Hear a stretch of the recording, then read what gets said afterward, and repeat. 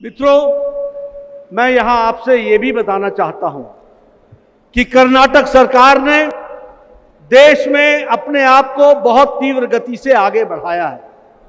और जब मैं कर्नाटक की बात करता हूं तो आपको मैं ये याद दिलाना चाहता हूं कि आज ग्लोबल इन्वेस्टर्स में कर्नाटक में 90 लाख करोड़ रुपए का इन्वेस्टमेंट हो रहा है, 90 लाख करोड़ का।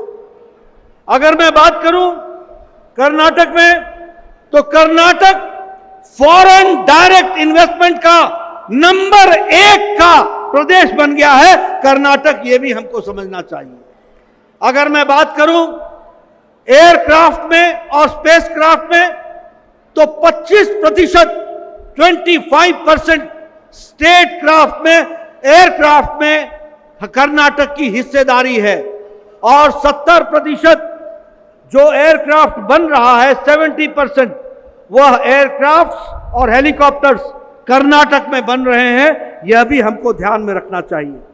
उसी तरीके से कोंकण रेलवे का 100% इलेक्ट्रिफिकेशन हो रहा है।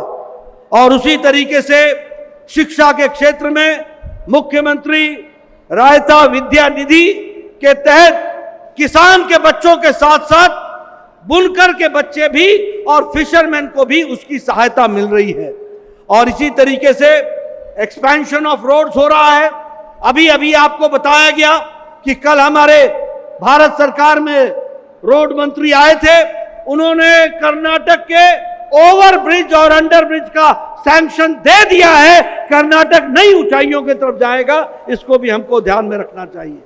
मैं यहां यह भी आपको कहना चाहता हूं कि आप इनोवेशन में इंडेक्स में Karnataka is number 1 innovation index में। और मैं यह भी बोलना चाहता हूं कि ग्रीनफील्ड एयरपोर्ट में रायचूर में 186 करोड़ का नया एयरपोर्ट बन रहा है। वहीं केम्पेगौड़ा का जो नंबर 2 का, केम्पेगौड़ा का नंबर 2 का जो फेज है, वह अभी प्रधानमंत्री मोदी जी ने समर्पित कर दिया है।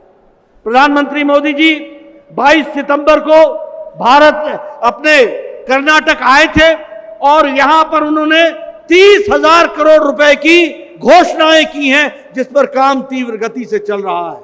इसलिए मैं ये कह सकता हूं, development means Bharatiya Janata party, progress means Bharatiya Janata party, विनाश मीन्स कांग्रेस पार्टी, आगे बढ़ने से रोकने का मतलब है कांग्रेस पार्टी। यह हमको समझ लेना चाहिए।